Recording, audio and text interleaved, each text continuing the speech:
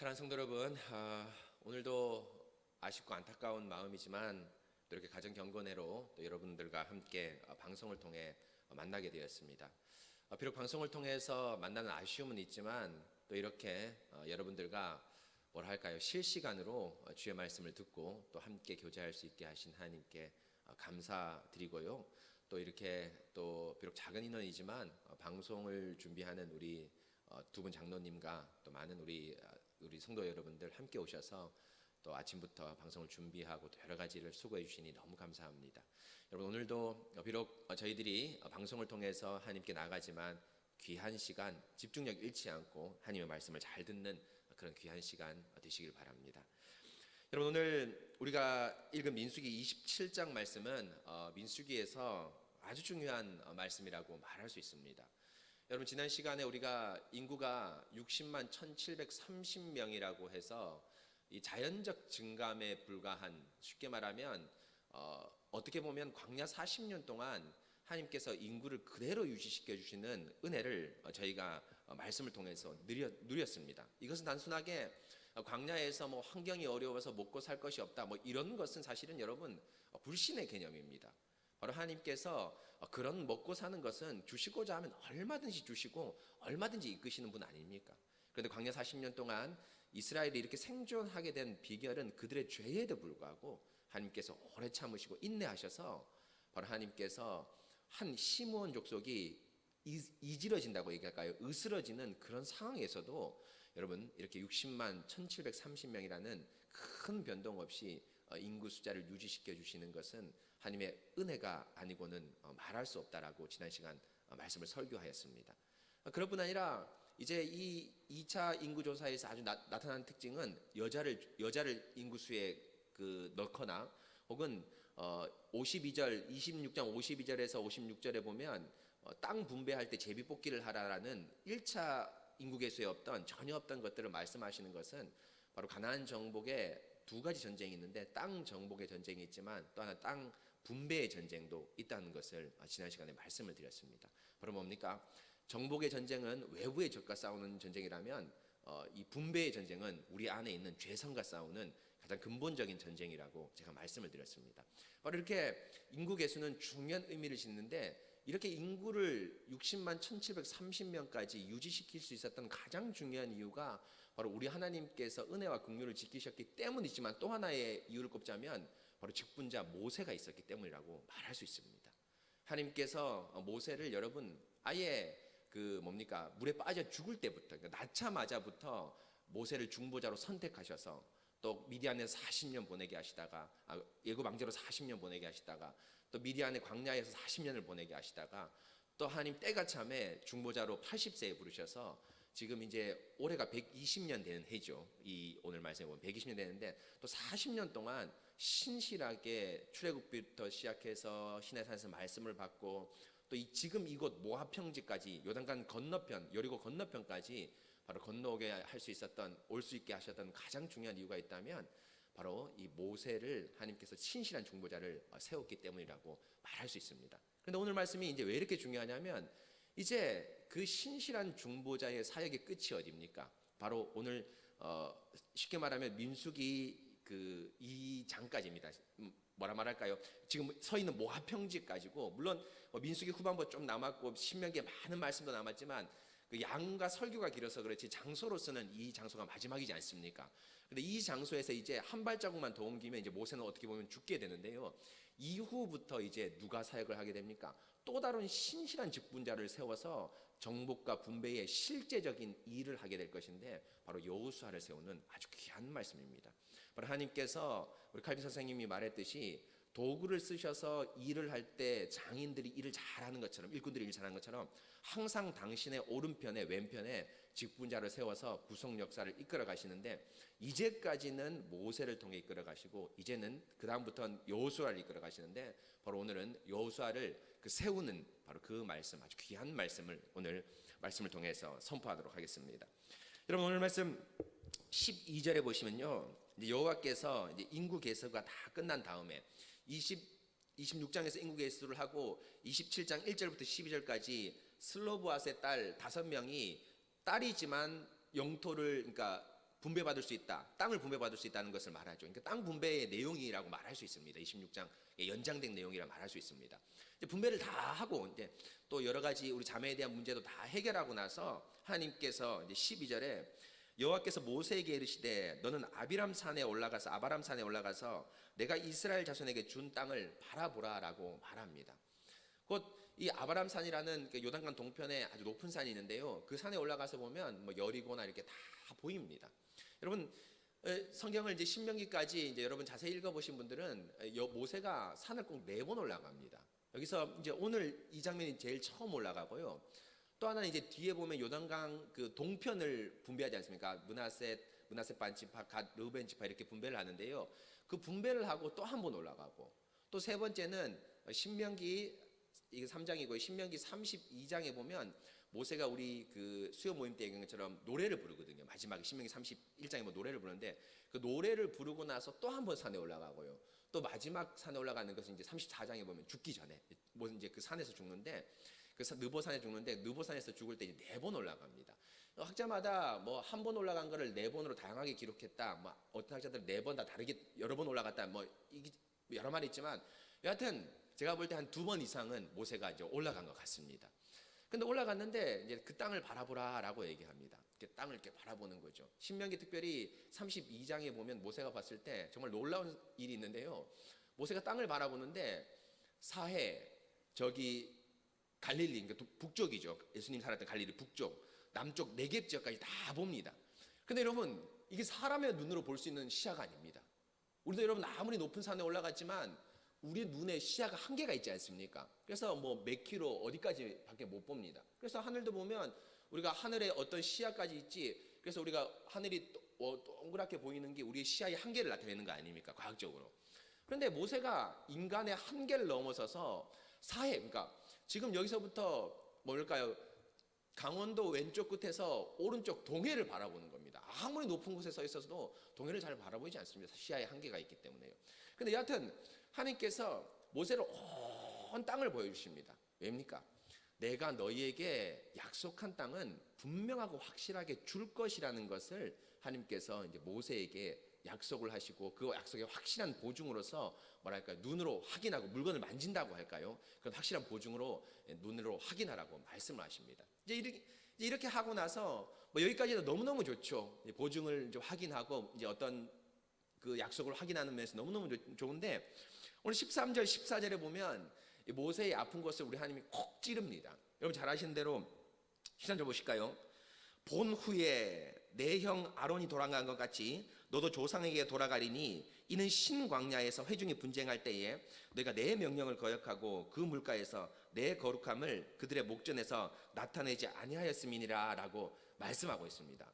여러분 무슨 말입니까? 콕 하나님께서 보여주시고 난 다음에 무슨 말이죠? 너는 뭡니까? 못 들어간다는 겁니다. 여러분 잘 알지 않습니까?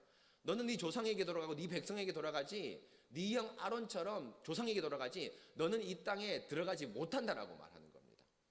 여러분 물론 이스라엘 백성이 가나안 땅을 약속으로 받고 들어간다는 건 너무나 기쁜 소식이지만 지금 모세 개인한테는 여러분 뭡니까?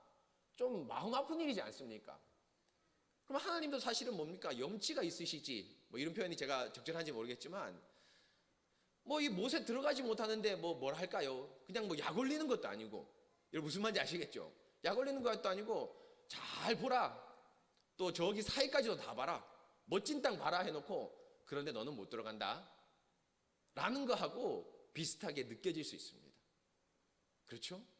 그런데 여러분 우리 하나님이 그렇게 약 올리시고 또 인격을 뭐랄까 이렇게 좀 이렇게 무시하시는 또 사람의 어떤 그런 것들을 무시하시는 하나님 아니시죠? 바로 하나님께서 이 말씀을 이제 모세가 못 들어간다라고 말씀하신 이유는 크게 2가지가 있는데요. 첫째는 뭡니까? 너의 사역이 여기서 끝이라는 거죠. 모세야, 너의 사역은 여기 모압 평지에서 이제 설교가 남았긴 하지만 여기까지 데려오는 것이 너의 사역의 끝이다라고 하나님께서 말씀하시면서 네가 들어가지 못한다고 얘기를 합니다. 또 하나 뭡니까? 너의 사역이 끝났으니까 이제 또 어떻게 해야 되죠? 또 신실한 직분자를 세워야 되지 않습니까? 근데 이 직분자를 세울 때 어떤 직분자를 세우라는 겁니까? 네가 실수한 것 같은 그런 실수를 하지 않는 직분자. 주의 말씀을 신실하게 따르는 그런 직분자를 세워야 된다, 세워라라고 모세에게 말씀하시는 겁니다. 모세를 약 올리거나 또 모세를 여러분 뭡니까 이렇게 좀 징계하는, 뭐 이렇게 잔혹하게 징계하는 그런 차원이 아니라 너의 사역은 여기서 끝이다. 너의 사명은 여기서 끝이다. 그런데 네가 이때까지 잘했지만 실수를 하였다. 그런데 이제 실수를 하지 않는 너보다 완전한 직분자를 세워야 되겠다라고 하나님께서 이제 모세에게 말씀을 하시는 거죠. 이런 하나님의 의도를 여러분 모세가 잘 듣고 여러분 뭡니까? 모세가 금방 알아차립니다. 15절에 보면 모세가 여호와께 여쭤와 이르되 하면서 그 밑에 16절 17절 보면 인간적인 불평 안 합니다. 그렇죠? 만약에 여러분 저 같으면 하나님 너무하시네요. 저 약 올리시는 겁니까? 뭐 이렇게 할 수도 있지 않습니까? 그런데 그렇게 하지 않고 모세의 하나님의 이 의도를 알아차리고 곧장 뭐라 얘기합니까? 16절 여호와 모든 육체의 생명의 하나님이시여 원하건대 한 사람을 이 회중 위에 세워달라. 곧 직분자를 하나님 이 교회 이 회중 위에 세워달라고 얘기합니다. 그러면서 구체적으로 17절에 그 직분자의 요건을 얘기하죠. 그로 그들 앞에 출입하며 그들을 인도하여 출입하게 하사 여호와의 회중이 목자 없는 양과 같이 되지 않게 하옵소서라고 말씀하고 있습니다. 무슨 말입니까? 하나님 회중 위에 하나님께서 한 명을 더 저 말고 또 다른 이제 인도자 직분자를 하나님께서 세우셔야 됩니다. 하나님의 말씀하신 대로 13절 14절 말씀을 제가 잘 새겨들어서 저희 사명은 여기서 끝입니다. 그래서 이제 저희 사명이 끝나고 난 이후에 이 회중을 위해서 한 명을 세워야 되는데 그 자가 어떤 자인가? 바로 뭡니까? 17절에 그로 그들 앞에 출입하며 그들을 인도하여 출입하게 하사라고 얘기합니다. 여러분 뭐냐면 백성들 앞에 출입한다는 겁니다. 우리말 이 번역이 출입이란 말이 뭐 틀린 건 아니지만 우리 한글은 이게 사자성어나 이런 것이 있어서 많이 축약을 하지 않습니까? 근데 여기 이제 축약을 한 건데 너무 많이 축약을 했습니다.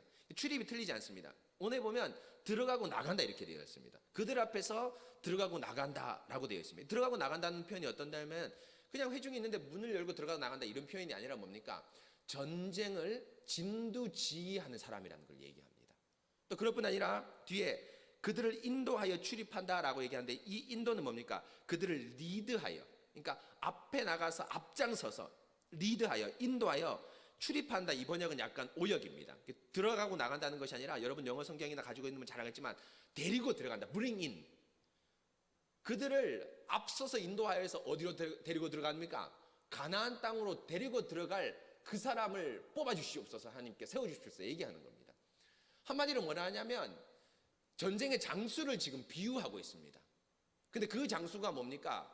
원하는 목표, 해야 되는 목표, 가나안 땅의 입성이라는, 가나안 땅의 정복이라는 확실한 목표 의식을 가진 자, 사명이 조금 더 흔들리지 않는 자를 하나님 뽑아 주시옵소서라고 말씀하고 있습니다. 곧 자기 뒤를 이어서 직분자가 될 사람의 첫 번째 요건을 모세가 제시하는데요. 어떤 사람입니까? 바로 뭐죠? 바로 가나안 땅이라는 직분에 대한, 가나안 땅이라는 사명에 대한 것들을 명확히 가져야 된다라고 말하고 있습니다. 사랑하는 성도 여러분, 이게 직분자의 아주 중요한 요건입니다. 여러분, 구약 많은 직분자들, 뭐 예수님 신약의 많은 직분자들도 마찬가지지만 예수님이 세우신 직분자들은 한결같이 뭡니까? 하나님께서 자신에게 주신 사명을 여러분 뭡니까? 여러분 사역을 하면서 흐트러뜨리거나 또 그 사명을 헤매고 방황하지 않습니다. 사도 바울이 얘기했지 않습니까? 여러분 사도행전 20장에서 뭐라 합니까? 예루살렘에 가지 마십시오. 온통 말립니다. 예루살렘에 가지 마십시오. 예루살렘에 가면 어떻게 합니까? 죽게 될 겁니다. 심지어 여러분 예루살렘에 그 누가라는 사람이 여러분 뭡니까? 사도행전 16장에서부터 바울하고 합류를 하거든요. 같이 전도여행을 합류합니다. 근데 그 합류하면서 그 16장 10절에 보시면 아주 중요한 변화가 나타나는데 그 이전에는 바울 이렇게 합니다. 근데 16장 10절부터는 어떻게 되냐면 우리라고 표현했습니다. 호칭이 바뀝니다. 우리가 어디 갔다 이렇게 됩니다. 그러니까 바울과 누가가 일체가 됩니다. 일체 동체가 됩니다. 일심동체가 됩니다. 그런데 사도행전 20장에서 그 우리라는 표현에서 다시 뭘로 바뀌면 바울이라는 호칭으로 바울을 3인칭으로 바꿉니다. 왜입니까? 누가도 이 예루살렘에 가는 걸 반대했습니다. 예루살렘에 올라가면 비록 연보를 들고 이방의 교회가 예루살렘 교회를 위해 연보를 가지고 올라가지만 분명히 잡힐 것이다. 심지어 자신과 함께 동행했던 누가까지도 반대했습니다. 그런데 바울이 뭐라 합니까? 여러분 알죠? 나의 달려갈 길과 주 예수께 받은 소명, 그 일을 이루고자 하면은 나의 생명을 조금 더 아까운 것으로 여기지 않는다. 바로 자신이 가지고 있는 하나님께 주신 사명을 조금 더 흐트러뜨리지 않고 힘차게 가지고 나는 것이 직분자의 아주 중요한 조건입니다. 여러분, 이것은 사실은 신구약 모든 직분자뿐 아니라 저하고 우리 장로님도 가지고 있는 아주 중요한 어떤 직분자의 요건이죠. 여러분, 교회를 운영하고 교회를 이끌어갈 때 여러분 뭡니까? 가장 여러분 뭡니까? 우리 마음을, 목사님 마음을 좀 약간 뭐랄까 이렇게 좀 더디게 하고 뭐 힘들게 한다기보다는 이런 좀 유혹되는 게 뭔지 아십니까? 성도들이 원하지 않는 것을 해야 될 때입니다. 성도들이 참 우리 교회는 너무너무 좋아서 지지를 많이 해주지만 한편으로는 이 목사가, 장로가, 당회가 뭐에 민감하지 않을 수 없습니까? 여론에 민감하지 않을 수 없습니다. 뭐 기도를 많이 시키고 싶고 성경을 많이 읽고 싶은데 성도들이 그 사실을 싫어하고 기도하기를 싫어한다면 이 부분에 대해서 강하게 밀어붙일 수 없습니다. 곧 앞에 있는 뭐 예를 들면 교회뿐 아니라 세상의 모든 뭐 리더들도 마찬가지겠지만 여론에 민감할 수밖에 없습니다. 뭐 아예 정치는 여론으로 먹고 사는 거죠. 그런데 세상의 정치는 여론으로 먹고 살고 지지도가 얼마인가, 자기가 이번에 국회의원 선거에서 얼마가 나왔는가, 이런 걸로 자신의 어떤 정책이나 자신의 능력을 인정받지만 교회는 그렇지 않습니다. 모세가 이새까지 광야를 그 이스라엘 백성이 자신의 직분의 권위에 도전하고 먹을 것과 입을 걸 달라 하면서 다시 애굽으로 돌아가자 하면서 자신의 발목을 수없이 잡았지만 여러분, 모세가 힘차게 이 모압 평지까지 이끌어오게 된 이유가 바로 무엇입니까? 바로 뭡니까? 하나님께 받은 그 사명, 바로 내가 너를 앞에서 인도하고 가나안 땅으로 들이는 그 사명에 한결같았기 때문입니다. 바로 자기 뒤를 이어서 또 다른 직분자가 될 사람은 이렇게 하나님의 약속에 대한 선명한 의식, 목표 의식을 가지고 있는 자라고 모세가 추천을 합니다.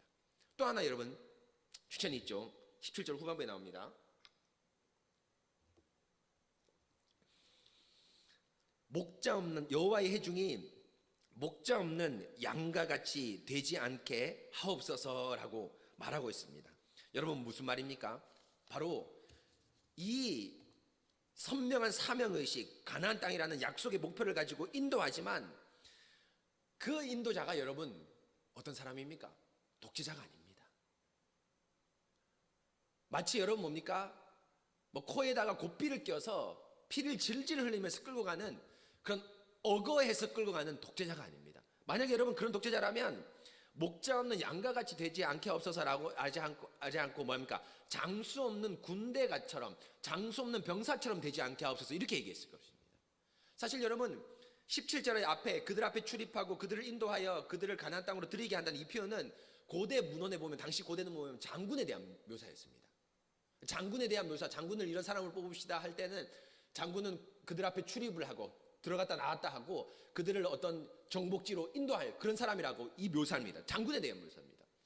그런데 만약 그 당시에 정서를 그대로 받았다면 장수 없는, 장군 없는 병사 되지 않게 하옵소서, 이렇게 기도했을 것입니다. 그런데 모세가 분명히 목적의식을 갖고 가나안 땅이라는 사명의식을 가지고 가지만 뭐라고 말합니까? 이 사람은 목표만 가지고 백성을 여러분 뭡니까? 억척스럽게 여러분 거칠게 인도하는 사람이 아니라 목자 같은 그 심정으로 이끄는 사람이라고 얘기합니다. 여러분 목자의 가장 중요한 특징이 뭡니까? 먹이는 겁니다. 에스겔 48장 나오죠. 여호와의 목자가, 하나님의 목자가 양을 먹여야 되거늘 어찌하여 너희만 먹느냐 하면서 그 양이 온통 바위산에 유리하고 죽었다라고 에스겔 34장에 얘기합니다. 그것과 반대되는 게 뭡니까? 시편 23편 아닙니까? 여호와는 나의 목자이시니 내게 부족함이 없으리로다. 그가 나를 뭡니까? 푸른 초장과 쉴만한 물가로 인도하시는도다. 바로 가나안 땅이라는 하나님의 목적이 있지만 그 목적을 여러분 어떻게 인도해야 됩니까? 말씀을 먹이면서 인도해야 됩니다. 하나님 말씀을 먹이면서 인도해야 됩니다. 그래서 여러분 모세가 이 길을 여러분 뭡니까? 야, 따라오지 않을 사람은 다 떨어져. 소수만 데리고 갈 거야. 믿음 좋은 사람 나오는데 여호수아만 데리고 갈 거야. 이렇게 해도 될 겁니다. 그런데 모세는 그렇지 않죠. 달래고 어르고 또 그들과 함께 울고 울면서 이들을 데리고 왔습니다. 특별히 여러분, 모세가 하나님 말씀을 먹인다는 것이 가장 탁월한 게 뭘까요? 바로 여러분, 창세기부터 신명기까지 모세 오경을 쓴 겁니다. 특별히 여러분, 창세기는 저는 아주 중요하다고 생각합니다. 이 백성을 인도할 때. 왜입니까? 바로 왜 우리가 가나안 땅에 가야 되는지를 뿌리부터 알려준 말씀이죠. 그냥 여러분, 야, 가나안 땅에 가면 좋아. 노예 생활 안 하고 먹을 것 많고 그 강이 얼마나, 요단강이 흐르고 바다도 옆에 있어. 나일강보다 훨씬 좋아. 나일강은 가뭄도 있지. 가끔 가뭄도 있지. 그런데 바다는 가뭄도 없고 물고기도 많아 하면서 땅을 가지고 유혹하지 않습니다. 현세적인 복을 가지고 유혹하지 않습니다. 뭐합니까? 아브라함부터 얘기 시작해서, 사실은 아담과 하와부터 근본적인 것부터 얘기하죠. 근본적인 것부터 얘기해서 아브라함에게 약속하신 땅이야. 하나님께서 우리에게 주신 땅이야. 바로 믿음을 가지고 이 땅으로 올라가야 돼. 가뭄 때문에 지금 우리가 애굽 땅에 와서 여기서 하나님께서 우리를 버리신 것이 아니라 아브라함에게 약속한 하늘의 별과 같이 우리를 많이 키우셨지 않냐? 실제로 지금 200만이 되지 않았냐? 이제 그 약속을, 씨에 대한 약속을 이뤘으니까 이 땅에 대한 약속을 이루어 가야 돼 하면서 이 모세가 여러분 뭡니까? 창세기부터 차근차근 말씀을 먹히면서 이 이스라엘 백성을 가나안 땅 입구까지 데리고 옵니다. 여러분, 만약에 이런 친절한 봉사, 이런 친절한 말씀이 없었다면 어떻게 됐을까요? 이스라엘 백성은 여러분 뭡니까? 그냥 성질이 급한 이스라엘 백성, 조금도 참지 못한 이스라엘 백성 오지 못했을 겁니다. 근데 하나님 말씀으로 계속 권면하고 또 계속 말씀을 전하니까 그 말씀에 압도돼서 이스라엘 민족이 비록 죄악으로 인해 죽긴 했지만 지금까지 달려온 것 아니겠습니까? 바로 이 두 가지를 제시합니다. 사명에 대한 선명한 의식, 또 하나 뭡니까? 두 번째, 그 사명을 성취하고 이끌기 위해 그 양들을 말씀으로 공급해서 그 사명을 성취할 참된 목자를 이 모세가 제시하고 있죠. 바로 여러분, 이런 사람이 이제 모세 뒤를 이어서 뭡니까? 하나님의 목자로서 가나안 땅을 정복하고 분배해야 될 자입니다. 이렇게 하나님께서, 모세가 하나님께 얘기를 하자 이제 뭡니까? 우리 하나님께서 이미 점 찍어두신 사람이 있는 것 같습니다. 그 요건을 추천받자 18절에서 하나님께서 즉시로 대답하죠. 여호와께서 모세에게 이르시되 눈의 아들 여호수아다라고 얘기합니다. 눈의 아들 여호수아다. 그래, 너한테 딱 맞는 사람 한 명 있는데 누구다? 눈의 아들 여호수아다라고 말하고 있습니다. 그러면서 우리 하나님께서 친절하고 상냥한 하나님 아닙니까? 뭡니까? 왜 여호수아인지 말해줍니다. 바로 그 다음 나오죠. 눈의 아들 여호수아인데 이 여호수아는 그 안에 뭐가 머문다? 영이 머무는 자다라고 얘기합니다. 그래서 여러분, 이걸 성령으로 해석해야 되는데요, 그 안에 성령 하나님이 머무는 자다라고 말하고 있습니다. 사랑하는 성도 여러분, 성령이 머무는 자가 왜 이런 조건이 될까요? 물론 여러분, 성령 하나님은 기도의 영으로, 말씀의 영으로, 또 지혜의 영으로 올 수 있습니다. 그래서 이 17절에서 얘기한 모세의 청거라는 것을 이 성령이라는 이름으로 그냥 생각해도 됩니다. 근데 여러분, 이렇게 생각하면 성경 말씀에 소위 말하면 묘미가 없어집니다. 왜 이렇게 말씀하시는지 정확한 의도를 알아야 되겠죠, 하나님께서. 이게 바로 여러분, 뭐랄까요? 우리 시몬모 전도사 및 우리 그 새로 전도사님 한 모시려고 준비하고 있는데 그 전도사님 부탁하는 건데, 말씀 사역제 기본적인 자세입니다. 끝까지 추적해야 됩니다. 왜 그런지, 왜 영이 충만하다는데 이 영이 충만한 게 17절에 나오는 장수로서의 선명한 사명의식, 또 목자라는 말씀을 먹이고 말씀을 충성하면서 따라가는 그 자인지를 우리가 말씀을 통해서 알아야 됩니다. 여러분, 오늘 이렇게 하나님께서 여호수아를 추천합니다. 여호수아를 세웁니다. 세우는, 하나님 말하면 세우는 거죠. 그런데 영이 충만한 자다, 영 안에 있는 자다라고 얘기합니다. 그러고 나서 여러분 22절 23절에서 이제 모세가 실제로 안수해서 여호수아를 세웁니다. 그런데 여러분, 이 안수하여서 이제 여호수아를 세웠지만 여호수아의 사역이 여기에서부터 바로 시작되는 것이 아니죠. 여러분 잘 아는 대로 이제 28장부터 34장까지 33장까지는 이제 이 모세의 설교가 더 나오고 신명기 34장이란 1장부터 34장은 큰 설교가 아직 남았습니다. 근데 여호수아를 이제 언제 임직을 하게 되냐면 여러분 뭡니까? 34절에서 이제 사명을 이제 스타트합니다. 임직은 여기 하지만, 여러분 무슨 알겠죠? 임직은 하지만 이제 사명을 본격적으로 받고 일을 하는 것은 34장에서 하거든요. 그래서 여러분 제가 오늘 오전 10시에 카톡에 올려드린 대로 보면 여러분 몇 번입니까? 말씀 1번에 보면 34장 9절에 여러분 뭡니까? 이 임직의 장면이 나옵니다. 그런데 이 임직의 장면이 여러분 영이 머무는 자다, 영이 충만한 자라는 것과 유사하고 흡사한 표현이 나옵니다. 34장 9절에 보십시오. 모세가 눈의 아들 여호수아에게 안수하였다라고 되어 있죠. 안수를 2번 합니다. 여기서 22절에서도 안수하지만 신명기 34장 9절에서도 안수를 합니다. 이제 진짜 사역을 하는 거죠. 안수함에 그에게 무슨 영이 충만합니까? 지혜의 영이 충만했다고 되어 있습니다. 그런데 앞에 18절에서는 영이 머문다, 영이 충만했다 이렇게 해도 됩니다. 영이 충만하다고 되어 있는데 좀 더 9절의 34장에서는 그에게 모세가 안수했는데 영이 충만하고 영이 머무는 것을 좀 더 구체적으로 표현하는데 뭐라고 표현하고 있습니까? 지혜의 영이 충만하게 임하였다고 되어 있습니다. 여러분 지혜의 영 뭘까요? 언뜻 생각하면 뭐 똑똑하고 어떤 일에 있어서 아주 센스가 있고 어떤 문제 앞에 있어서 잘 어떤 것을 헤쳐나갈 수 있는 그런 뭐 지혜, 우리가 생각하는 그런 지혜로 떠올리기 쉬운데 이런 지혜의 영이 나왔을 때 우리는 즉각적으로 뭘 찾아봐야 합니까? 성경의 용례를 찾아봐야 됩니다. 특별히 여러분 이 문맥이 뭡니까? 지금 출애굽기부터 신명기까지 한 문맥이지 않습니까? 그러니까 우리 뭐 성경은 다른 건이지만 출애굽부터 가나안 입성까지를 보면 한 문맥인데 출애굽기부터 신명기에 보면 이 지혜의 영에 대해서 나오는데 이 지혜의 영을 아주 현저하게 쓰는 경우가 있습니다. 여러분 오늘 제가 말씀을 보내드린 말씀 2번 보십시오. 말씀 2번 카톡에 보면 말씀 2번에 나오는데요. 출애굽기 먼저 28장 3절입니다. 28장 3절에 보면 너는 무릇 마음의 지혜 너는 무릇 마음의 지혜 있는 모든 자 곧 내가 지혜로운 영을 채운 자들에게 말하며라고 말합니다. 하나님께서 지금 여호수아에게 지혜의 영을 충만하게 하시는데 출애굽기 28장에 보면 또 어떤 사람에게 뭐합니까? 지혜의 영을 충만하게 합니다. 그렇죠? 어떤 사람에게 지혜의 영을 충만하게 합니다. 근데 그 사람이 하는 일이 뭡니까? 3절 28장 3절 후반부에 보면 아론의 옷을 지어 그를 거룩하게 하여 내게 제사장 직분을 행하게 하라라고 했는데 어떤 자입니까? 여러분 출애굽기 28장 어떤 문맥이죠? 성막과 성구와 아론의 옷을 짓는 문맥입니다. 여러분 머릿속에 떠올리는 사람입니다. 누굽니까? 브살렐과 오홀리압입니다. 법궤를 짓고 성막을 짓고 제사장의 옷을 짓고 성구를 짓는 사람입니다. 그런데 그 사람을 하나님께서 뭐로 충만하게 한다? 지혜로 충만하게 한다고 되어 있습니다. 실제로 여러분 그 밑에 볼까요? 출애굽기 31장 1절입니다. 여호와께서 모세에게 말씀하여 이르시되 내가 유다 지파 훌의 손자여 우리의 아들인 브살렐을 지명하여 부르고 하나님의 영을 그에게 충만하게 하여 뭡니까? 지혜와 총명과 지식과 여러 가지 재주로 그에게 총명하게 한다고 얘기했습니다. 하나님께서 영을 충만하게 하는데 그 영을 충만하니까 이 브살렐이 뭡니까? 지혜가 충만하다고 되어 있습니다.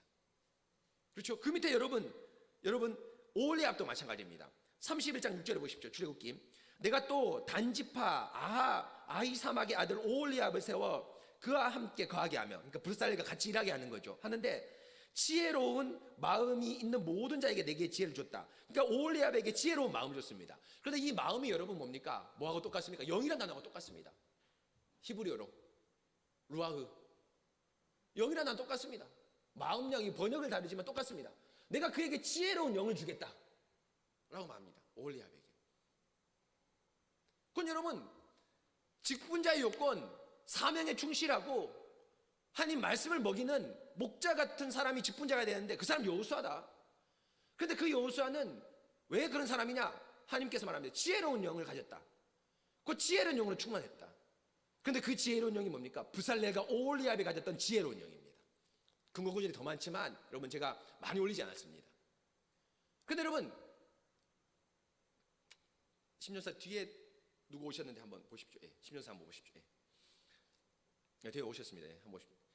예, 지혜로운 영으로 다시 보십시오. 지혜로운 영으로 이렇게 충만하게 했습니다. 그럼 여러분 이 지혜로운 영이 뭘까요?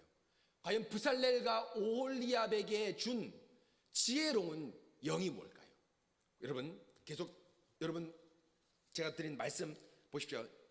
2번 말씀 보십시오. 자, 출애굽기 36장 1절입니다. 브살렐과 오홀리압과 마음이 지혜로운 사람. 여러분이 똑같은 표현입니다. 영이 지혜로운 사람, 지혜로운 영, 이거 똑같은 표현입니다.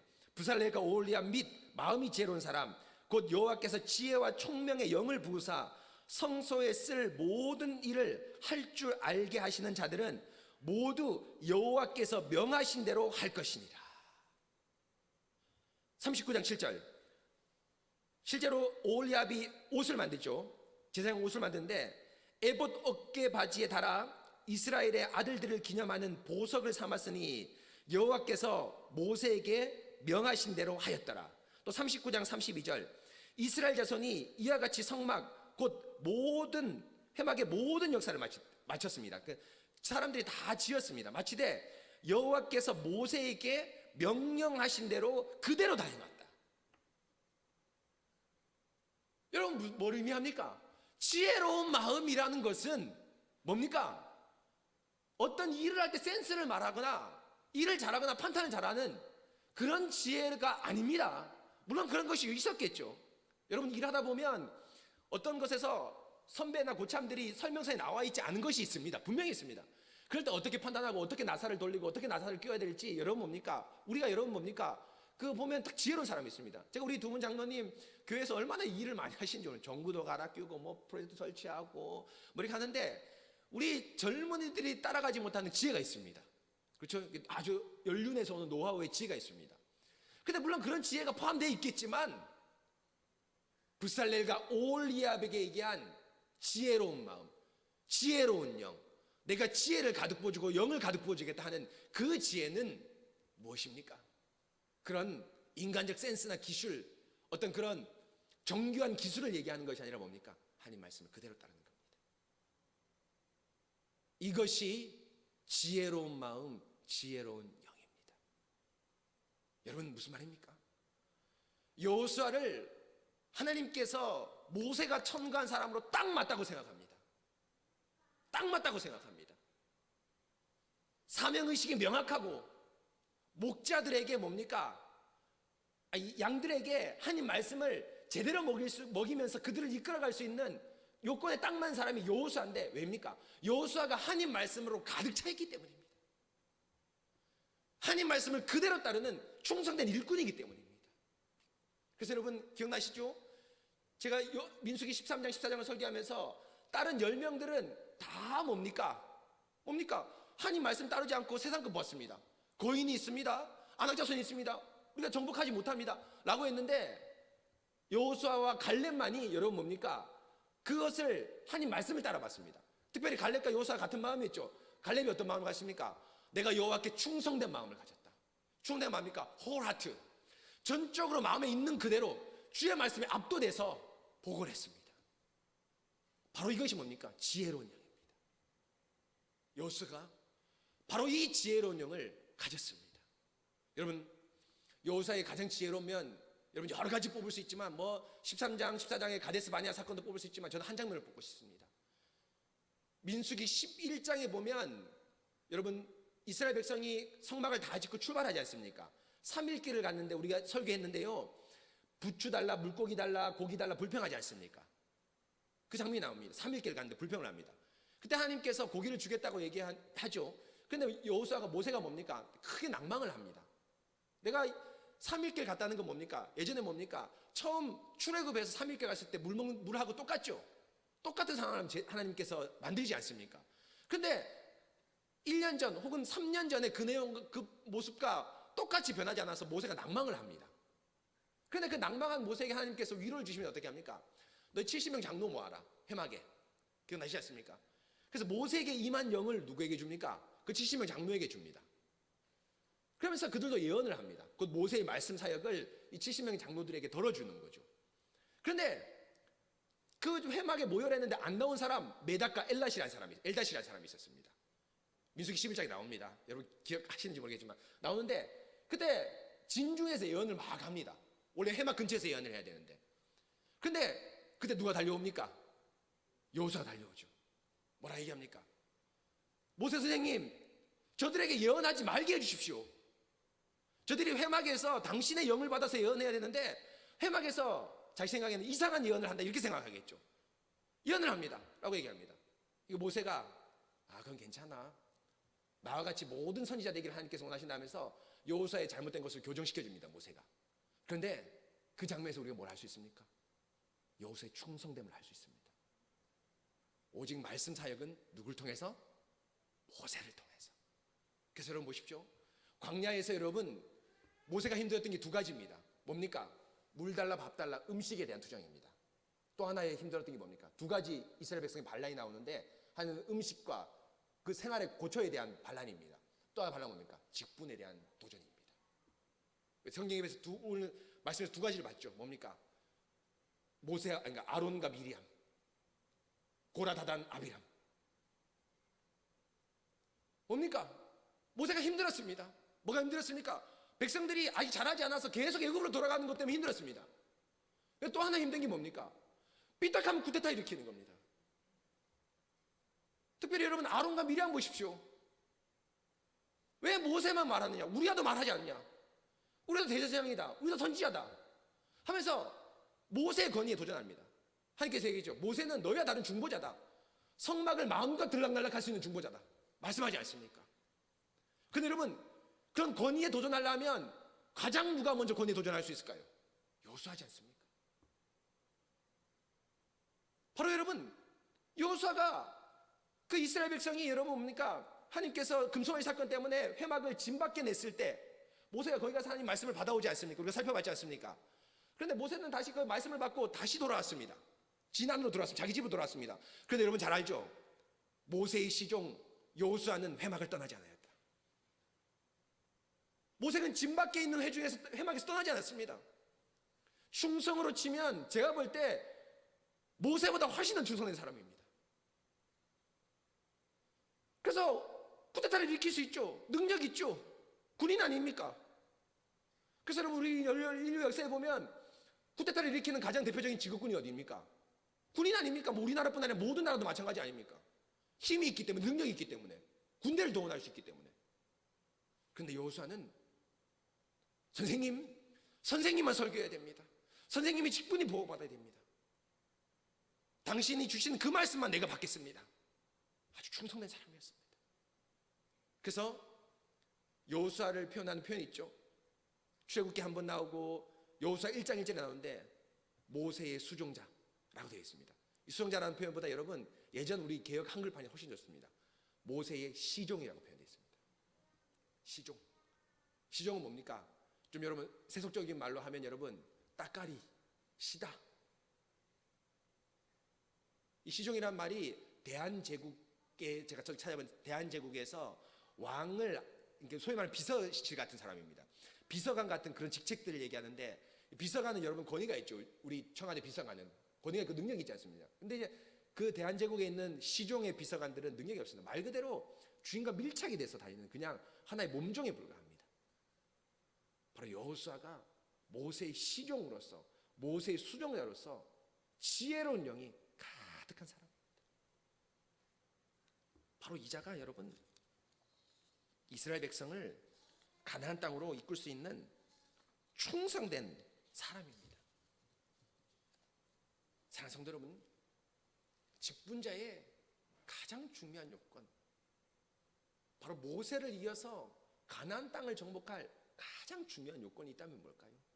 능력일까요? 어떤 탁월함일까요? 인간적 센스일까요? 아닙니다. 아닙니다. 뭡니까? 주의 말씀에 충성된 지혜로운 영, 여호와의 말씀대로 그대로 알 수 있는 자입니다. 여러분 이것은 여러분 변함없습니다. 지금까지도 변함없습니다. 우리 교회의 직분자가 되실 분들은 우리 두 분 장로님처럼 주의 말씀에 충성된 자가 되어야 됩니다. 여기에 목숨을 걸고 주님께서 왼쪽으로 가라면 왼쪽으로 가라고 오른쪽으로 가라면 오른쪽으로 가고 멈춰라면 멈춰라는 자가 직분자가 되어야 됩니다. 왜입니까? 이 교회는 우리의 교회가 아니라 하나님의 교회이기 때문이죠. 우리는 단지 뭡니까? 주의 말씀에 수종도는 시종입니다. 봉사자입니다. 우리의 의견을 내면 안 됩니다.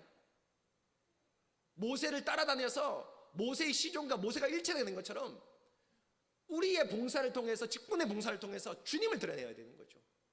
이것이 바로 성령께서 지혜롭게 우리 가운데 임재하는 것입니다. 일의 센스를 얘기하고 추진력과 리더십을 얘기하는 것이 아닙니다. 바로 이것을 얘기하는 거죠. 그런데 여러분, 오늘 말씀에서 아주 놀라운 사실이 한 가지 더 있습니다. 여러분, 이 정도만 되면 직분자로서 충분한 요건이죠. 뭐 더 이상 더 요구할 게 어디 있겠습니까? 이렇게 지혜로운 영, 충성된 종, 모세의 시종 정도 요구하면 이 정도 조건만 되면은 100점 할 수도 있는데, 우리 하나님께서 오늘 말씀을 여기에서 멈추지 않습니다. 또 하나의 이 직분자의 요건을 말하고 있습니다. 여러분 보실까요? 21절입니다. 20절 보십시오. 20절 보십시오. 그에게 존귀를 돌려. 그러니까 19절부터 볼까요? 그를 제사장 엘르아살과 온 회중 앞에 세우고 그들의 목전에서 그에게 위탁하여, 그러니까 사명, 네가 해야 될 땅 정복과 분배의 일을 그에게 위탁하여 내 존귀, 여러분 authority입니다. 권위입니다. 내 권위를 그에게 돌려 이스라엘 자손의 온 회중을 그에게 복종하게 하라면서 이제 권위와 임무를 여호수아에게 넘겨라고 얘기를 합니다.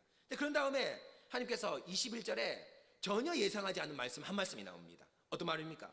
그를 제사장 엘르아살 앞에 세울 것이요, 그는, 그러니까 여호수아는 제사장 엘르아살 앞에 설 것이요, 엘르아살은 그를 위하여 우림의 판결로서 여호와 앞에 물을 것이며 그와 온 이스라엘 자손 곧 온 회중은 엘르아살의 말을 따라 나가며 들어올 것이니라라고 얘기합니다.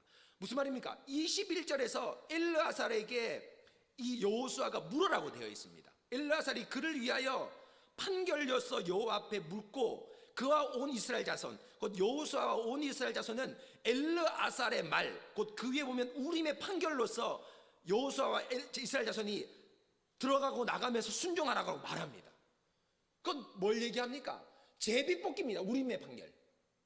여기 둠밈이 나오지 않지만 여러분, 에봇 흉패 안에 뭐가 있습니까? 우림과 둠밈이 있었죠. 우림을 꺼내면 보통 예스, 둠밈을 꺼내면 노, 이렇게 합니다. 소위 말하면 제비뽑기입니다.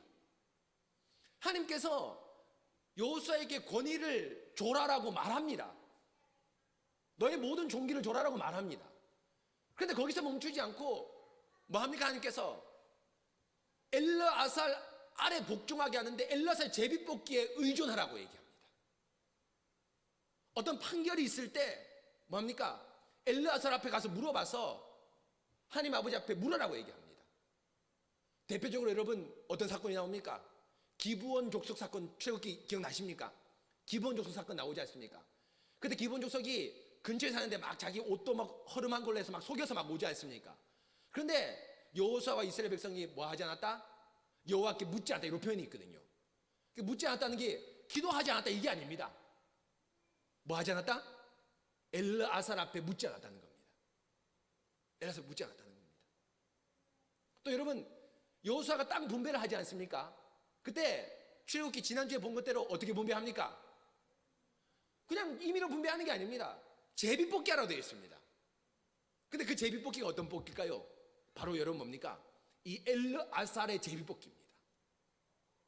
여러분, 왜 제비뽑기를 뒀을까요? 두 가지 이유를 들 수 있는데요. 진짜 소극적으로는 여호수아가 충성된 사람이지만 그럼에도 불구하고 사람이기 때문에 연약함이 있을 수 있습니다. 그렇죠? 다른 대표적으로 어떤 데 연약함이 있을까요? 우리가 지난주에 선포한 대로 뭡니까? 땅 분배에서. 여러분, 요즘 뭐 국회의원들 가운데 아주 논란이 되는 문제 가운데 한 가지가 뭡니까? 이익 충돌이지 않습니까? 이익 충돌. 자기 집이 그곳에 있는데 그곳을 개발시키는 겁니다. 무슨 말인지 아시죠? 국회의원들이 자기 집이 예를 들면 동구에 있고 중구에 있고 서구에 있는데 동구에, 중구에, 서구에 또 유성구에 어떤 지역을 다른 지역보다 예를 들면 특혜적으로 개발시키는 겁니다. 그런데 그 지역을 개발하기보다는 누구 땅값을 올리기 위해서 자기 집 땅값 올리기 위해서 하는 이익 충돌이 한창 뭐 국회에서 작년부터 이제 뭐 논란이 됐는데, 여호수아도 여러분 땅을 분배하는데 자기도 에브라임십 아닙니까? 자기도 분배받아야 됩니다. 근데 그 정권을 누가 쥐고 있습니까? 지금 사실은 여호수아가 쥐고 있죠. 근데 여호수아가 에브라임 지파와 므낫세 지파에게 좋은 땅 줄 수 있는 가능성이 있지 않겠습니까? 그런 연약함이 생길 수 있겠죠. 사람이기 때문에. 그런데 하나님께서 그걸 원천적으로 차단합니다. 그거 하면 안 돼. 제비뽑기야. 분배해서 너의 욕심을 모두 내려놔라. 제비뽑기야. 근데 여러분, 이건 소극적인 이유고요. 여호수아가 만약에 제비뽑기가 없었더라도 저는 생각할 때 욕심을 따라서 제비를 분배를 하지 않았을 거라 저는 생각합니다. 이렇게 충성된 사람이 단 한 번도 거의 실수가 나오지 않습니다. 여호수아가. 근데 여러분, 이건 소극적인 이유고요. 두 번째 적극적인 이유, 보다 핵심적인 이유는 저는 그렇게 생각합니다. 무엇입니까? 여호수아가 전권을 가졌지만 주의 말씀 아래 항상 순종하는 자세를 요구하는 거죠. 마치 여러분 뭡니까? 에덴 동산에 뭘 둔 것처럼 선악과와 생명나무를 둔 것처럼 아담과 하와가 만물의 영장이었습니다. 동물에게 이름을 다 지어주죠. 이 말은 뭡니까? 동물을 다스리는 겁니다. 사자도 다스리고 코끼리도 다스리고 호랑이도 다스리고 공룡이 있었다면 그 당시 공룡도 다스리고 다 다스렸습니다. 이름을 지어주는 겁니다. 제가 은솔이 한별이 우리 이름을 지어줬는데 뭡니까? 내가 은솔이 한별이 뭐죠? 부모다 주권자라는 뜻 아닙니까? 근데 이 아담과 하와가 에덴 동산에 있는 선악과를 보면서 뭘 생각했을까요? 아, 내가 이렇게 힘있고 능력 있는 존재이지만 주의 말씀 아래 있는 피조물이다. 자신의 겸손을 돌아보게 되는 거죠. 바로 여호수아가 제비뽑기를 하지 않더라도 정확히 하나님 말씀을 따라 분배했을 거라 저는 확신합니다. 그런데 그것 때문만이 아니라 바로 뭡니까? 바로 뭐죠? 바로 여호수아가 주의 말씀 아래 직분자라는 사실을 제비뽑기를 통해서 항상 알려줍니다. 하나님, 제가 이렇게 기도하니까 이렇게 하는 것이 낫고 지금 전쟁에 침투하는 것이 낫다고 생각합니다. 그런데 하나님, 제가 겸손하게 제비뽑기를 통해서 또 한번 물어보겠습니다. 바로 이것입니다. 하나님께서 직분자의 이미 지혜로운 가진 사람을 검증과 검증을 해서 지금 40년 동안 검증했죠. 검증과 검증을 해서 직분자를 여호수아를 뽑았을 뿐 아니라 앞으로 여호수아가 그 직분에 이탈되는 일이 없도록 제비뽑기라는 안전장치를 두어서 직분을 철저히 자신 아래 두십니다. 자신의 말씀 아래 두십니다. 바로 이입니까? 바로 이런 철저한 직분의 봉사. 어떻게 보면 엄격하고 혹독하죠. 여호수아가 만약 인간적인 측면이 있었더라면 하나님 너무하시네요. 저를 못 믿는 겁니까? 이렇게 얘기할 수도 있지 않겠습니까? 그런데 이렇게 엄격하고 혹독하게 여호수아를 하나님 말씀과 순종 아래 두시고 제비뽑기라는 장치까지 두시면서 겸손하게 하시는 이유가 뭡니까? 바로 주의 말씀 아래 있을 때 그 직분자가 주의 말씀으로 인도할 때만 뭡니까? 땅의 안식을 얻을 수 있기 때문입니다. 참된 안식은 땅을 정복하는 데서 오는 것이 아닙니다. 힘이 있다고 오는 데서 아닙니다. 주의 말씀에 순종할 때 땅의 안식이 옵니다. 그래서 여러분 보실까요? 오늘 말씀 보십시오. 제가 나눠드린 말씀 보시면 말씀 4번인가요? 여호수아서 잠깐만요. 여호수아서 12장입니다. 아니 21장입니다. 여호수아서 21장. 제가 네 번째 말씀 같은데요. 4번 말씀. 21장 보면 43절입니다. 21장 여호수아 21장 43절. 여호와께서 이스라엘 조상들에게 맹세하여 주리라고 하신 온 땅을 이와 같이 이스라엘 자손에게 다 주셨으므로 그들이 그것을 차지하여 거기에 거주하였다라고 되어 있습니다. 44절에 여호와께서 그들의 주위에 안식을 주셨다. 뭡니까? 땅 정복뿐 아니라 분배를 지금 완벽하게 다 끝냈습니다. 그렇죠? 정복뿐 아니라 분배를 완벽하게 끝냈습니다. 그런데 그 핵심이 뭡니까? 45절 보십시오. 여호와께서 이스라엘 족속에게 말씀하신 선한 말씀이 하나도 남음이 없이 다 응하였더라. 뭡니까? 주의 안식을 주고 정복 및 분배에 대한 안식을 얻게 된 이유가 뭡니까? 주의 말씀이 하나도 남음 없이 다 응했습니다. 그런데 이 응한 것은 약속의 땅을 주겠다는 그 약속을 응한 것뿐 아니라 뭡니까? 여호수아를 통해서 말씀으로 인도하는 그 말씀의 인도가 조금 더 남김없이 다 이루어졌다는 겁니다. 그 여호수아가 주의 말씀에 충성되게 헌신하고 봉사함으로 인해서 하나님 말씀을 완전히 성취함으로 인해서 땅의 안식이 이루어진 겁니다. 정복했기 때문에 안식이 아닙니다. 땅을 잘 분배했기 때문에 안식이 아닙니다. 여러분, 땅의 안식의 핵심은 뭡니까? 주의 말씀이 하나도 남음없이 다 응하였기 때문에, 특별히 여호수아가 이 말씀을 들고 충성되이 봉사했기 때문에, 시시때때마다 제비뽑기를 통해서 분배를 하였기 때문에 땅의 안식이 이루어졌습니다. 여러분 잘 알지 않습니까? 여러분 재개발 쉽습니까? 안 쉽습니까? 너무너무 어렵습니다. 재개발하면 보통 여러분 뭡니까? 보통 그 재개발 출입하는 조합하고 반대측하고 분명히 법정 소식이 한 번은 다 있습니다. 저희 집 앞집에도 아파트도 재개발을 하는데요, 플랜카드를 붙이고 난리 났습니다. 얼마 띵겼다, 뭐 여러분 알지 않습니까? 얼마 띵겼다, 고소했다. 근데 또 어떤 측에서 이겼습니다. 또 플랜카드 내서 우리가 고소해서 이겼다. 여러분 저쪽 사람들의 말을 듣지 마세요 해서 플랜카드가 하루에도 몇 개씩 왔다 갔다 합니다. 여러분, 사람의 뜻대로 정복하고 사람의 뜻대로 분배할 수 있을까? 불가능합니다. 지난 시간에 봤지 않습니까? 그렇게 믿음 있게 이때까지 따라온 요셉 지파도 자신의 땅을 불평합니다. 그런데 어떻게 분배하고 정복을 합니까? 여러분 뭐죠? 하나님의 말씀이 하나도 남음없이 다 응할 때, 특별히 누구의 손을 들어서 입을 통해서, 여호수아의 손과 입을 통해서 들을 때 땅의 안식이 이루어지기 때문에 이토록 혹독하게 지혜로운 영, 하나님 말씀대로 하는 지혜로운 영을 가진 여호수아, 거기에서 멈추지 않고 제비 뽑기, 우림과 둠림을 통한 제비 뽑기를 통해서 완벽한 말씀을 제어하고 통제하시면서 여호수아를 인도하고 계시는 거죠. 사랑하는 성도 여러분, 바로 이것은 여러분 우리가 또 한번 떠올려 봅시다. 뭐로 생각될 수 있습니까? 여러분, 하나님 말씀을 완벽하게 수행한 이 여호수아를 보면서 우리는 누굴 떠올립니까? 모세를 떠올리죠. 모세 여러분 어떻게 했습니까? 하나님 말씀, 이 사람이 개인적으로 보면 참 경건한 사람입니다. 그런데 가나안 땅에 들어가지 못했죠. 왜 들어가지 못했습니까? 내가 너희를 위해서 이 물을 내리야. 내기 싫다.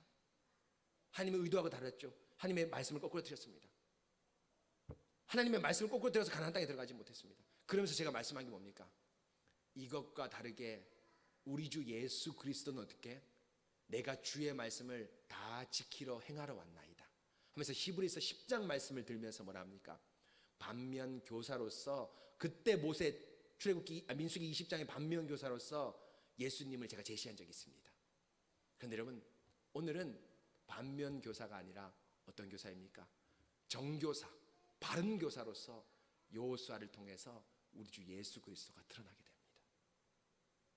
여러분 무슨 말입니까? 우리 주 예수 그리스도가 여러분 어떻게 합니까? 하나님 말씀을 남김없이 다 지킵니다. 남김없이 다 지킵니다.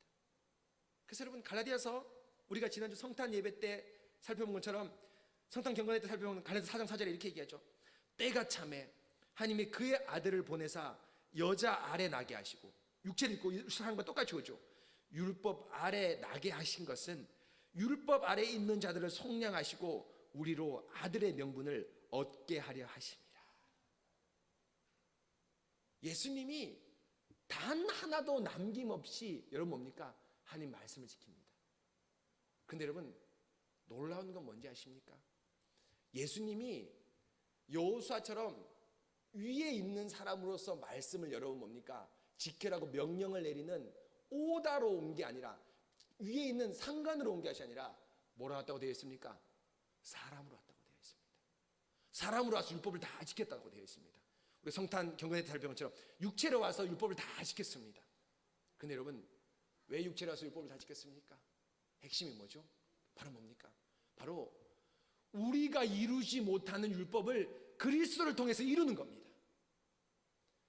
곧 여러분, 여호수아가 이렇게 탁월한 지혜의 영을 가진 사람이었지만, 여호수아의 잘못은 아니지만 실수를 하나 했습니다. 누가 했을까요? 31번의 전쟁이 있었는데 31명의 왕을 죽였습니다. 여호수아서 11장 보면 31명의 왕을 죽였다고 되어 있습니다. 31명 왜 전쟁을 했습니다. 딱 한 번 전쟁 패했죠. 그중 31번 전쟁 가운데 어느 전쟁입니까? 아이성 전투입니다. 아간 범죄입니다. 이렇게 탁월한 지도자를 가졌는데도 누가 범죄합니까? 아간이 범죄합니다. 그런데 우리 주 예수 그리스도는 탁월한 지도자, 하늘에서 탁월한 하나님이 아니라 뭘로 오십니까? 사람으로 오셨습니다. 그래서 아예 그 율법 지킴을 뭐가 됩니까? 자기가 사람이 돼서 율법을 지키고 있습니다. 내가 아간이 된 겁니다. 내가 이스라엘 백성이 되는 겁니다. 그래서 율법을 완전히 지키십니다. 대장이 될 뿐 아니라 백성까지 되셔서 율법을 완전히 지키시면서 우리를 뭡니까? 영적 가나안 땅으로 인도하여 들이시는 분이 예수 그리스도입니다. 바로 이것입니다. 민수기 20장에서는 모세의 실수를 반면교사로 삼아서 예수님을 바라봤지만 오늘은 여호수아를 통해서 예수님을 바라봅니다. 어떻게 바라봅니까? 완벽한 지도자, 완벽한 직분자를 하나님께서 모세를 여호수아를 주시는데 이 여호수아보다 사실은 더 탁월한 직분자가 누굽니까? 예수님입니다. 여호수아는 말씀에 하나도 틀림없지만 예수님도 말씀에 하나도 틀림없습니다. 그런데 예수님은 한 걸음 더 나가서 지도자로 서 있을 뿐 아니라 뭐까지 되십니까? 스스로 낮아지셔서 백성까지 되십니다. 아간이 되십니다. 그 중에 양이 되십니다. 그래서 자신 스스로 말씀을 지킵니다. 다만 우리에게 요구하는 건 뭡니까? 내가 율법 지키라 요구하지 않습니다. 할례를 하라 요구하지 않습니다. 11조 뭐 10회 3조 하라고 요구하지 않습니다. 뭐 요구합니까? 나를 믿어라. 나를 믿어라. 나만 믿으면 너희들 모든 내가 지킨 공로 그대로 줄게. 나만 믿기만 하면 내가 지킨 모든 율법의 공로 너희 줄게. 너희 의인 된다 라고 말하고 있습니다. 그래서 로마서 5장에 뭐랍니까? 한 사람으로 말미암아 죄가 인류 가운데 들어왔고 한 사람의 순종함으로 말미암아 모든 사람이 의인 됐다고 나옵니다. 로마서 5장에 한 사람의 순종, 예수 그리스도가 우리가 지켜야 될 모든 율법을 완전히 지키심으로 인해서 우리가 뭡니까? 의인이 되고 우리가 영적 가나안 땅에 들어가게 되었습니다. 사랑하는 새순교 성도 여러분, 바로 이겁니다. 오늘 하나님께서 이토록 혹독하게 여호수아에게 철저하게 말씀에 순종하고 말씀을 지키고 심지어 제비뽑기를 통해서라도 그 직분을 보호하시는 이유가 뭡니까? 바로 이 직분이 그리스도의 직분이기 때문입니다. 그런데 그리스도는 여기서 한 걸음 더 나가서 말씀을 지키고 말씀을 따라 행하는 탁월한 지도자로 섰을 뿐 아니라 뭐가 있었습니까? 백성으로까지 낮아지셔서 여호수아가 한 단 한 번의 실수, 사실 여호수아가 한 실수는 아니죠. 아간의 범죄까지도 예방하십니다. 아간의 범죄까지도 없애하십니다. 바로 뭡니까? 백성 스스로가 되셔서 율법을 완전히 지키시는 분이 바로 우리 주 예수 그리스도십니다. 사랑하는 새송교 성도 여러분, 우리가 해야 될 일이 뭡니까? 우리가 해야 될 일이 뭡니까? 이 예수님을 믿기만 하면 됩니다. 그 예수님께 우리의 모든 것을 의탁하기만 하면 됩니다. 여러분에게 언제 할례하라 했습니까? 여러분에게 언제 주일날엔 이만큼만 걸어라, 일하지 마라 이렇게 얘기했습니까? 아닙니다. 여러분 그거 요구하지 않습니다. 율법의 그 많은 조항을 지키라고 요구하지 않습니다. 다만 주 예수를 믿어라. 그리하면 너와 네 집이 구원을 얻으리라. 그 요구만 하십니다. 왜입니까? 그리스도가 우리 스스로 우리 대신 율법을 지키셨고 우리의 대장으로서 율법을 항상 공급해 주고 바르게 인도하시기 때문에 우리는 그분만을 믿고 의인이 되어서 의인이 된 우리 역시도 매일 조금씩 그 걸음만을 믿고 나아가면 됩니다. 바로 이것이 오늘 민수기 27장에서 모세의 뒤를 이어서 더 나은 직분자 여호수아를 세운 겁니다. 그런데 우리 하나님께서는 더 나은 직분자 여호수아뿐 아니라 더 나은 직분자 예수님을 세우시고 더 나은 직분자 예수님은 바로 뭡니까? 심지어는 백성으로 스스로 낮아지셔서 율법을 완전히 지키심으로 우리의 모든 가나안 영적 그 가나안 땅을 입성하게 하시는 분이 우리 주 예수 그리스도십니다. 사랑하는 새순교회 성도 여러분, 바로 우리 이런 직분자 예수님을 우리가 모시고 있고 우리 대신 율법을 지키신 이런 귀한 뭐랄까요? 우리 말고 또 다른 우리를 모시고 있습니다. 그렇죠? 우리 말고 또 다른 예수님을 가지고 있습니다. 이 예수 앞에서 우리는 평생 위로를 얻어야 될 것입니다. 그래서 여러분 골로새서 2장 3절에 이렇게 얘기합니다. 우리 주 예수님이 우리가 되셔서 또 우리의 직분자가 돼서 우리를 인도하는 땅이 뭔지 아십니까? 제가 맨 마지막 말씀에 나온 골로새 2장 3절입니다. 그 안에는 지혜와 지식의 모든 보화가 감춰졌다 했는데 그리스도가 우리를 인도하는 땅이 어디입니까? 그 안입니다. 예수님 안입니다. 예수님 안으로, 가나안 땅이 아니라 실체인 예수님 안으로 우리를 인도했습니다. 그리고 그 안에 들어가니까 뭐가 있습니까? 지혜와 지식의 모든 보화가 있습니다. 여러분, 근데 이 지혜와 지식의 모든 보화가 뭔지 아십니까? 그 밑에 2장 6절 이하에 나온 대로 너희가 그 안에 뿌리를 내리고 그에게까지 자라가라 되어 있습니다. 지혜와 지식의 보에 돈과 물질이 아니라 우리는 그 안에 들어가는데 누구를 선물로 받습니까? 그리스도를 선물로 받습니다. 영적 가나안 땅에 들어갔는데 야 신난다, 부동산 걱정 없다, 신난다, 이게 아니라 뭘 선물로 받았습니까? 예수님을 선물로 받았습니다. 여러분, 지금 여러분 손에 쥐어진 게 뭡니까? 기복입니까? 돈입니까? 병고침입니까? 아파트 전세권입니까? 아파트 분양권입니까? 아닙니다. 뭡니까? 예수님입니다. 영적 가나안 땅에 들어오신 여러분, 여러분 손에 들어진 게 뭡니까? 예수님입니다. 예수님을 선물로 받았습니다. 그렇기 때문에 우리 신앙의 위대한 선배들이 사나 죽으나 우리의 유일한 위로는 무엇입니까? 여러분, 이 하이레벨 그 요리문답 1문답을 얘기할 때 상황이 지금과 전혀 다릅니다. 왜 다릅니까? 예수님을, 개신교, 곧 우리 예수님을 로마교 믿지 않고 개신교를 믿으면 죽음이었습니다. 죽는 현장이었습니다. 그냥 우리처럼 그냥 욕하고 이런 정도가 아닙니다. 죽음이었습니다. 종교개혁 당시에. 근데 그 사람들이 자신의 생명과 자신의 안녕을 부지하지 않고 요구하지 않고 사나 죽으나 우리의 위로는 나는 나의 것이 아니요 나의 신실하신 구주 예수 그리스도의 것입니다. 그리스도가 진짜 영적인 안식과 위로, 영적인 가나안 땅이라고 고백했습니다. 사랑하는 성도 여러분, 우리가 그리스도를 받았습니다. 그 땅 안에 딱 들어왔는데 그 땅에 누가 있습니까? 그리스도가 있습니다. 이것이 복음입니다.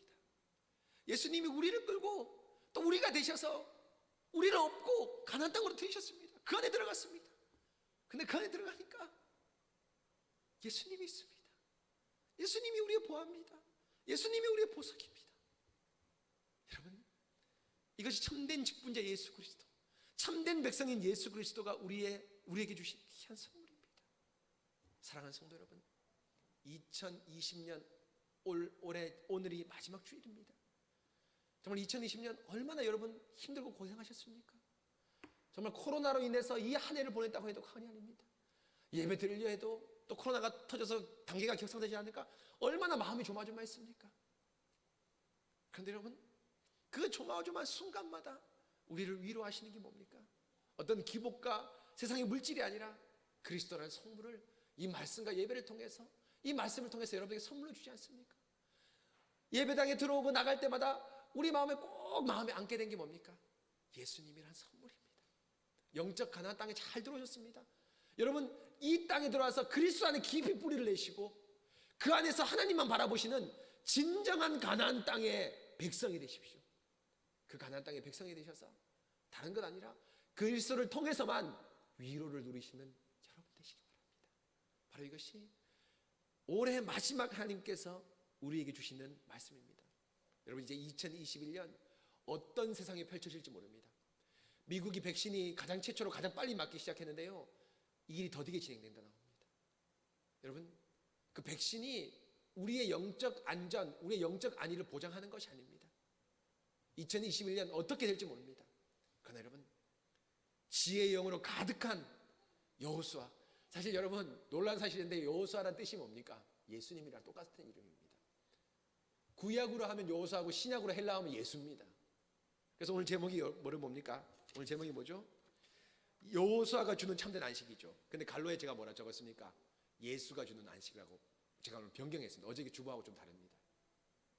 여호수아가 주는 참된 안식, 갈로에 예수가 주는, 똑같은 말입니다. 사실 하나는 히브리, 하나는 헬라어입니다.